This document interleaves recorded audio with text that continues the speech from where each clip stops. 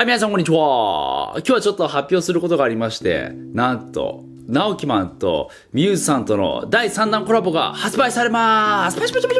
正確には過去2年2回 H フラクタルさんとのコラボだったんですけど、今回はミューズさんとのコラボになります。ミューズはフューチャーアーバンリラックスをテーマにした品質にこだわったブランドで、東京コレクションに出ていたりもしています。見てわかると思うんですけど、今回はさらにかっこよく仕上がりましたよ。アイテムは新しくスウェット、そしてパーカー、マスクとキャップになっています。スウェットのデザインは胸元に直樹マンショーとミューズ、中央にキューブと01と書かれているんですけど、これはコンピューターの仕組みが0と1でできていることを表しています。中央に仮想現実から目を覚ませというワードと直樹マンショーの頭文字です。背景には本当偶然なんですけど、最近世界中に出現しているモノリスに黄金比の数値が描かれています。パーカーのデザインはバックに仮想現実のブラックキューブがドカーンと神秘的なプリントになっています。キャップは先ほどのモノリス、そして今回はなんとマスクも用意しました。2色展開です。めちゃくちゃかっこいいですよね。実際今僕が着てるんですけど、こちらがパーカーでバックプリントが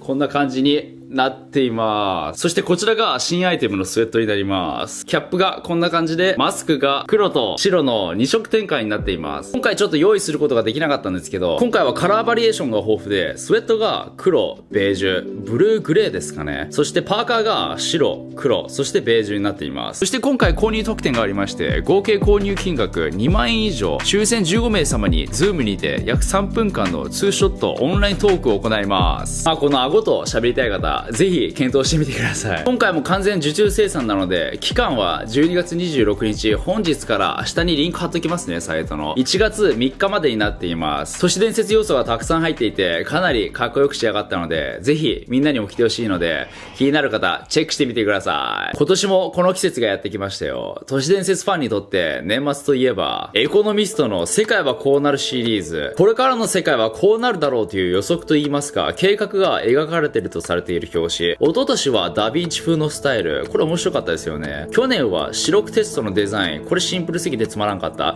そして今年は再び遊び心のあるデザイン。とその前に、去年のデザインがそもそも今年の出来事を当てることができたのか、ちょっと見ていきましょうか。結構リクエスト多かったので。結論から言うと、大幅に外れています。スポーツの年だとか、中国絶好調とか、いろいろ予測されていたんですけど、唯一当たっていると言ったら、今年はナイチンゲール生誕200周年だったので、WHO は2020年を看護師の年としていました。それは確かに当たりましたよね、今年。コロナで看護の年になったっちゃなりました。ただ2019年の表紙に仙山港がいて、これは絶滅危惧種だから気候変動とかのメッセージって意味で紹介したんですけど、仙山港からコロナ類似のウイルスが発見されたというニュースが今年あったので、その伏線回収ってみんな結構騒いでいましたけど、たまたまじゃないですからね。エコノミスト編集長も認めていて、大幅に外れてコロナのことは予測できなかったと。そして本題の今年、エコノミスト2021年の世界はこうなる。このデザインをパッと見て何か感じましたかね。スロットだから何にするんだろうとか、そんな感じですよね。このスロットはこの横一列だけが当たりのシステムになっています。いろんなね、今年起こった出来事がロゴとして描かれていますよね。軽くパート一つ一つロゴを見ていきましょうか。左の列から下からクエスチョンマーク、ハテナマーク、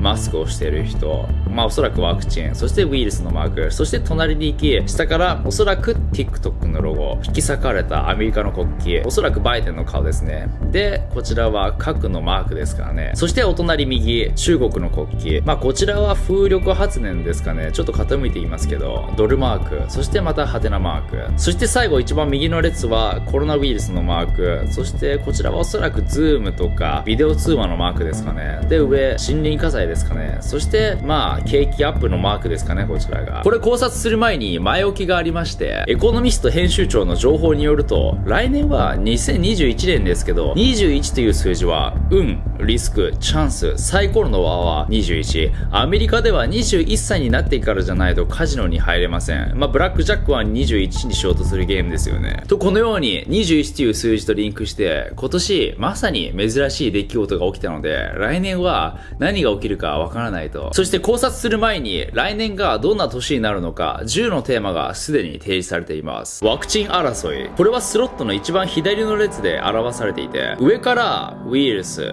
ワクチン、赤いマスクの人、そしてクエスチョンマークとなっています。コロナ禍を打開する切り札として期待されているワクチン開発、ワクチン確保、ワクチン開発に成功しても、その後のワクチン外交が国内、そして国外での新たな争いを生むと言われています。誰が供給し、誰が先に手にするのか、そして誰が拒否をするのか、マスクの色がなぜ赤色なのかが不明ですよね。一般的にはマスクは医療系だったら青か、白ですもんね。もしくはワクチンを拒否する人々を表しているんでしょうか。また不思議なのが、このワクチン緑色なんですよね。普通にワクチンだったら透明とかの色な気がしますけど、緑で連想させられるのは自然とか、あとは毒ですよね。ポイズンって検索したら、緑色がやっぱ出てきます。希望のはずのワクチンが毒の色ってなんかちょっと意味深ですよね。ワクチンに関しては賛成派と否定派でかなりね議論されている感じなので、それをうまく表しているのか。不均衡な経済回復、経済は復興するであろうけど、みんな平等に活性化するわけでなく、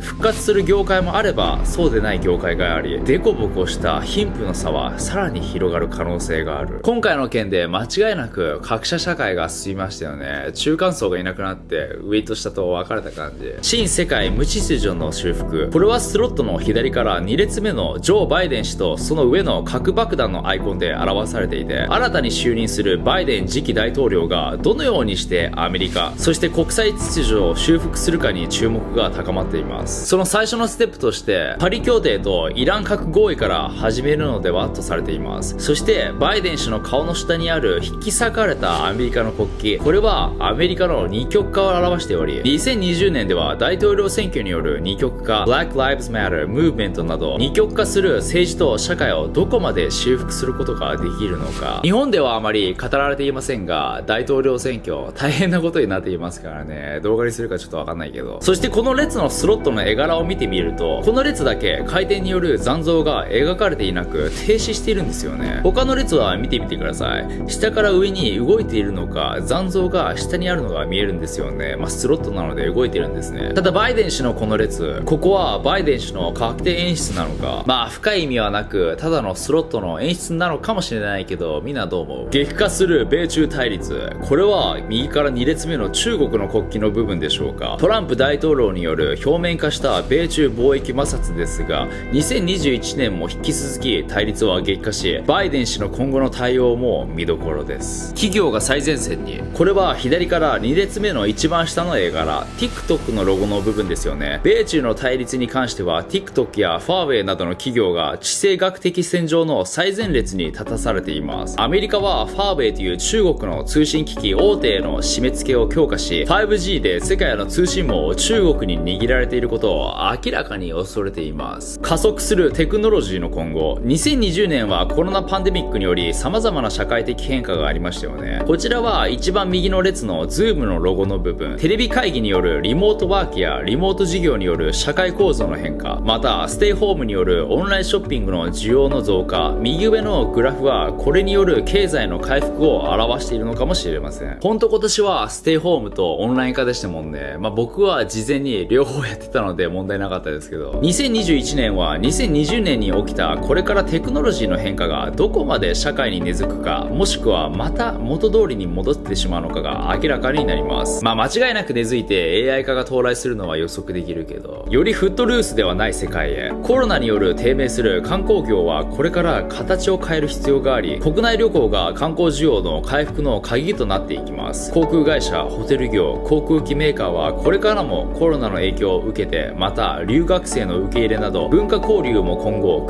工夫が必要になっていきます。交通業界や観光ビジネスマジでピンチですよね。 GoTo も停止されたり、もう荒れに荒れています。気候変動への取り組みの機会、コロナ危機の中で一番希望があるとすれば、気候変動に対して今こそアクションが起こせるということです。こちらは右から2列目の風力発電、またその上のドルマークの部分ですかね。政府が今後は新型コロナウイルスから経済再生へと経済対策を両立させるグリーンリカバリー計画に取り組み、パリ協定の目標に向けて前進しようとしています。日本でも最近2030年半ばまでにガソリン車販売禁止といったニュースが流れ、まだ政策の段階のようですけど、少しずつ環境に対しての変化が訪れてきてますよね。また2020年に開催される予定だった国連気候変動会議が2021年11月に予定されていることから各国のコロナ危機からの回復、また持続可能な気候に向けての対策が注目になるでしょう。同じ列に中国の国旗がありますけど、習近平が2060年にカーボンニュートラルになると述べていたり、中国が気候変動で近い将来世界のリーダーになる可能性があると言われています。中国がどう動くかによって今後気候変動が大きく左右されるのは間違いないけど、